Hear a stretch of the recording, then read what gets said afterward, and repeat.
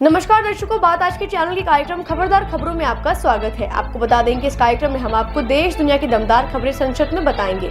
तो लीजिए आज की खबरदार खबरें। गोवा के मुख्यमंत्री प्रमोद सावंत ने बुधवार शाम को बताया कि उन्होंने नौकरी के बदले नकदी संपत्ति कथित घोटाले में उनका और उनकी पत्नी का नाम लेने के लिए दिल्ली और गोवा में आम आदमी पार्टी के नेताओं के खिलाफ मानहानि का मुकदमा दायर करने की प्रक्रिया शुरू कर दी है। सावंत ने कहा कि विपक्षी दल विशेषकर आम आदमी पार्टी बिना किसी कारण और सबूत के घोटाले में उनका और उनकी पत्नी का नाम ले रही है, जबकि राज्य पुलिस एक पारदर्शी जाँच कर रही है।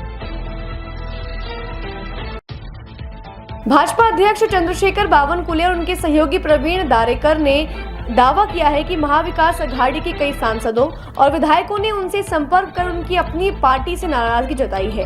बावनकुले ने कहा कि एमवीए नेताओं को पार्टी बदलने का कोई संगठित प्रयास नहीं किया गया है। भाजपा विकसित देश के लिए उनके विजन के साथ जुड़ने की इच्छा रखने वालों का स्वागत करने के लिए तैयार है। कांग्रेस अध्यक्ष पटोले ने कहा कि बावनकुले का दावा जवाब देने लायक नहीं है। महाराष्ट्र के सभी कांग्रेस सांसद पार्टी के साथ हैं और महाविकास अघाड़ी मजबूत स्थिति में है। महाराष्ट्र के विपक्षी गठबंधन महाविकास अघाड़ी और कुछ गैर सरकारी संगठन इलेक्ट्रॉनिक वोटिंग मशीन के कथित दुरुपयोग पर शनिवार को एक सम्मेलन आयोजित करेंगे। राष्ट्रवादी कांग्रेस पार्टी शरद पवार के नेता विद्या चौहान ने बुधवार को यह जानकारी दी। विद्या ने बताया कि विशेषज्ञों ने शिवसेना के प्रमुख उद्धव ठाकरे और पार्टी के नेता आदित्य ठाकरे के सामने यह दिखाने की कोशिश की कि ईवीएम का दुरुपयोग कैसे किया जा सकता है। इस दौरान चौहान भी मौजूद रहे। चौहान ने कहा कि शनिवार 14 दिसंबर को एक सम्मेलन आयोजित कर सभी को दिखाया जाएगा कि ईवीएम का दुरुपयोग कैसे किया जा सकता है। पश्चिम बंगाल के शिक्षा मंत्री ब्रत्य बसु पर राजभवन ने गंभीर आरोप लगाया है। राजभवन ने दावा किया कि राज्यपाल सीवी आनंद बोस और सूबे के मुख्यमंत्री ममता बनर्जी के बीच जानबूझकर दरार पैदा की जा रही है और ये दरार शिक्षा मंत्री पैदा कर रहे हैं। इससे पहले बसु ने राज्यपाल पर मनमानी ढंग से कुलपतियों की नियुक्तियों को मंजूरी देने और एक पोस्ट बॉक्स की तरह काम करने का आरोप लगाया। संसद के शीतकालीन अधिवेशन के दौरान सत्ता पक्ष और विपक्ष के बीच काफी गहमागहमी हुई। एक दूसरे पर बड़े गंभीर आरोप लगाए जा रहे हैं। इस बीच विपक्ष के राज्यसभा के सभापति और उपराष्ट्रपति जगदीप धनखड़ के खिलाफ सदन संचालन में अनियमितता व पक्षपात का आरोप लगाते हुए उनके खिलाफ अविश्वास प्रस्ताव का नोटिस पेश कर दिया है। पिछले 72 साल के भारतीय राजनीतिक इतिहास में यह पहली बार हुआ है जब विपक्षी दल के नेतृत्व में इस तरह का अविश्वास प्रस्ताव लाया गया हो, लेकिन इस विश्वास पर उनकी ही पार्टी के 2 वरिष्ठतम सदस्यों सोनिया गांधी और खड़गे ने हस्ताक्षर नहीं किए हैं।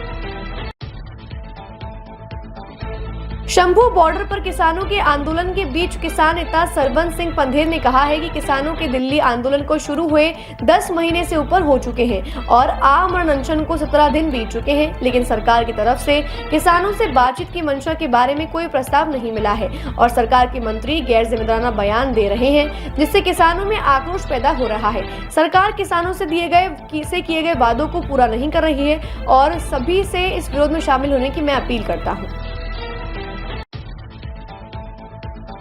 रूस की समाचार एजेंसी सिन्हुआ ने बताया कि रूसी स्टेट ड्यूमा ने मंगलवार को अफगानिस्तान के वर्तमान शासक तालिबान को प्रतिबंधित समूहों की सूची से हटाने के लिए आवश्यक 3 रीडिंग में से पहले बिल को मंजूरी दे दी है। मॉस्को के इस फैसले पर अफगानिस्तान के कार्यवाहक सरकार के विदेश मंत्रालय ने इस फैसले का स्वागत करते हुए रूस का आभार जताया। उन्होंने कहा यह कदम एक प्रशंसनीय है और इसका उद्देश्य अफगानिस्तान और रूसी संघ के बीच द्विपक्षीय संबंधों को बढ़ाने तथा बाधाओं को दूर करने वाला है। दक्षिण लेबनान पर इजरायली हवाई हमलों में 3 लोगों की मौत हो गई है। लेबनानी रेड क्रॉस के एक सूत्र ने बताया कि इस हमले में जहां 3 लोगों की मौत हो गई है, वहीं एक घायल हो गया है। सिन्हुआ न्यूज एजेंसी ने बताया कि रेड क्रॉस की एक टीम ने पीड़ितों में से एक के शव को ख्याम कस्बे के मरजेयूल सरकारी अस्पताल पहुंचाया। वहीं एक का शव ख्याम के उत्तरी बाहरी इलाके में मृतक के घर के पास ही पाया गया। इजरायल और लेबनान के बीच 27 नवंबर को युद्ध विराम की घोषणा के बाद ये हमले किए गए हैं, जिसका यूएनओ ने विरोध किया है।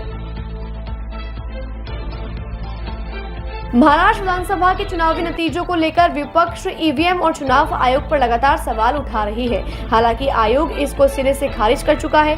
आयोग ने रैंडम तरीके से ईवीएम का वीवीपैट पर्ची का मिलन किया, जो 100% सही निकला, यानी कहीं भी कोई अंतर देखने को नहीं मिला। पिछले दिनों हुए विधानसभा चुनावों के दौरान कुल 1140 voter variable paper audit tools का सत्यापन किया था और उनके परिणाम ईवीएम से पूरी तरह मेल खाते हैं। प्रधानमंत्री नरेंद्र मोदी ने कल बुधवार को राष्ट्रवादी कांग्रेस पार्टी के अध्यक्ष शरद पवार को उनके 84वें जन्मदिन पर बधाई दी। मोदी ने कहा, राज्यसभा सदस्य शरद पवार को जन्मदिन की शुभकामनाएं प्रेषित करता हूं और उनके स्वस्थ दीर्घायु जीवन की कामना करता हूं। सबसे अनुभवी नेता के रूप में शरद पवार ने देश की बहुत सेवा की है और आज भी सेवा कर रहे हैं। खबरदार खबरों में आज के लिए बस इतना ही। कल फिर नई खबरों के साथ हम होंगे आपसे रूबरू। नमस्कार।